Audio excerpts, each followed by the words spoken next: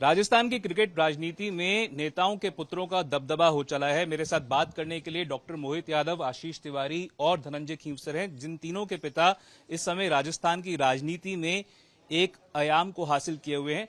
Doctor Yadav, ये बताएं कि आप राजनीति में जो आए हैं, राजस्थान की क्रिकेट को किस तरह से आप सुधारना चाहेंगे? देखिए, सबसे पहले तो राजस्थान क्रिकेट एसोसिएशन कोई भी ये नहीं है कि वो कोई एक पार्टी से बिलोंग करती हो या राजनीति से इन्वॉल्व हो। विद इन द ऑर्गेनाइजेशन जो एक लोकतांत्रिक रूप से काम होता है, उसके अंदर हम कह सकते हैं कि राजनीति के हिसाब से, लेकिन सरकार भी चाहती है कि गेम ऑफ क्रिकेट एक रिलीजन की तरह हमारे कंट्री के अंदर है, तो उसको जो लोग इतने फैंस हैं, जो क्रिकेटर्स हैं, वो सही तरह से आगे उनको बढ़ा सकें, उसके ऊपर सरकार भी चाहती है काम करें, क्योंकि वो एक जनता को साथ लेके चलने वाली बात है। आप जसवंत यादव जी के बेटे हैं, आशीष तिवारी हैं जो कि घनश्याम तिवारी जी के बेटे हैं, धनंजय खींवसर जी हैं जो कि गजेंद्र सिंह खींवसर जी के बेटे हैं। अशोक गहलोत जी ने कहा है कि जो नेताओं के पुत्र हैं उनको राजनीति में नहीं आना चाहिए। आप किस तरह से देखते हैं? क्या आपको लगता है कि एक तरह से थोपा जाता है नेताओं के बेटों को? ये बड़ी सरप्राइज, मैं ये कहना चाह रहा हूँ कि ये बात उनको सबसे पहले सोनिया गांधी जी को, राहुल गांधी जी को कहनी चाहिए। बट आपको लगता है सर कि जो प्रक्रिया है, जो अन्य लोग होते हैं जिनके पिता इतने सक्षम नहीं होते या राजनीति में नहीं होते, वो एक डिसएडवांटेज पे होते हैं? ऐसा कुछ भी नहीं है, ये लोकतांत्रिक व्यवस्था है। इसमें सभी लोग जो हैं, राजस्थान में 200 विधानसभा है, 200 विधानसभाओं में सभी एमएलए जो हैं, उनका बैकग्राउंड कोई राजनीतिक बैकग्राउंड नहीं है। सब लोग कार्यकर्ता हैं, कार्यकर्ताओं को टिकट मिली है। हमारे मुख्यमंत्री जो हैं वो कार्यकर्ता रहे हैं। पर सर, ऐसा क्यों होता है, जैसे आप तीनों के पिताजी जो हैं वो बीजेपी में हैं, तो ऐसा क्यों होता है कि जो पार्टी पावर में होती है उन्हीं के जो बेटे हैं, जनरली स्पीकिंग, वो ऐसे स्पोर्ट्स एसोसिएशन पे काबिज हो जाते हैं? देखिए, ये आप एक कोरिलेशन नहीं है। हम लोगों ने डिस्ट्रिक्ट्स में चुनाव लड़े, हम लोगों ने अपनी मेहनत करी है, हम लोग डिस्ट्रिक्ट्स में चुनाव जीत के आए। व्यवस्था यहाँ पे आने की जो है उसका कानून है। जो डिस्ट्रिक्ट में अपॉइंटेड है, only they can become members of this body, तो वो तो एक लिमिटेशन है। आपको लगता है कि कोई कांग्रेस नेता का बेटा भी इस समय राजस्थान की क्रिकेट एसोसिएशन, अगर वो जीत के आते तो आ सकते हैं अपने कैलिबर पे? एक बड़ी बात जो वैभव गहलोत का कहना है, वो कहना है कि बीजेपी इस समय राजस्थान में शासन में है, उसके बावजूद आरसीए यहाँ पर आईपीएल मैच उतने नहीं करवा पा रही है। उन्होंने कहा कि उनके समय में 5 आईपीएल मैच हुए थे, जबकि इस बार सिर्फ 4 होने हैं। 5 को भी क्रॉस नहीं कर पाई है जो अभी की आरसीए है, और चुनाव नहीं हो रहे लंबे समय से।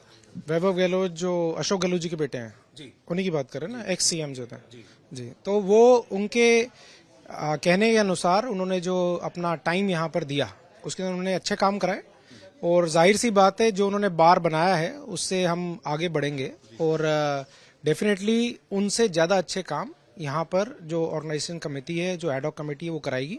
मेरे साथ धनंजय खींवसर भी हैं, जिनके पिता इस समय राजस्थान की सरकार में चिकित्सा मंत्री हैं, हेल्थ मिनिस्टर हैं। सर, आप किस तरह से देखते हैं, राजस्थान में बीजेपी की सरकार 2 साल से ज्यादा समय हो चुका है, आरसीए के चुनाव क्यों नहीं हो पा रहे हैं?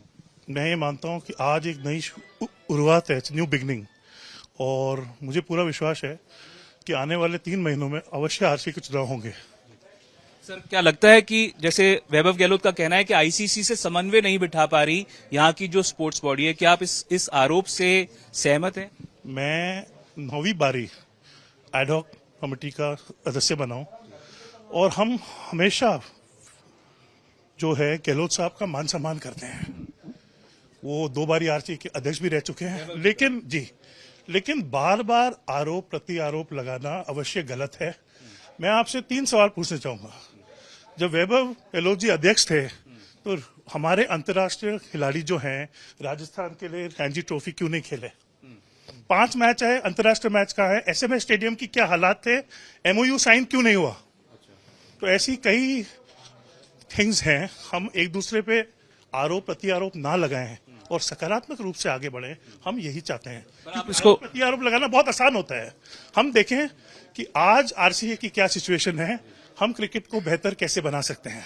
आरसीए एक तरह से राज्यवर्धन सिंह राठौड़ जो वर्तमान में खेल मंत्री हैं, वो भी क्या आपको लगता है कि उनका सहयोग मिला है क्या आपको पूरी तरह से? बिल्कुल, पूरी हमारे मुख्यमंत्री जी, खेल मंत्री जी, सेक्रेटरी मंत्री जी, सारों का हमें पूरा सहयोग है और मैं आपको विश्वास दिलाता हूं कि आने वाले समय में आरसीए नई ऊंचाइयां छुएगा। आशीष जी, क्यों नहीं हो पा रहे यहाँ पे राजस्थान में आरसीए के चुनाव क्यों नहीं हो पा रहे? हमने ये प्रश्न के अभी जवाब दे चुके हैं, 100% ऑलरेडी आंसर्ड ना। आपको लगता है अनड्यू एडवांटेज रहता है नेताओं के बेटों को इस तरह से? देखिए, ऐसा है, इस प्रश्न का उत्तर मोहित जी ने भी आपको दिया कि अनड्यू एडवांटेज लोकतंत्र में किसी को नहीं होता। जो कैपेबल आदमी होता है उसको एडवांटेज होता है, ठीक है।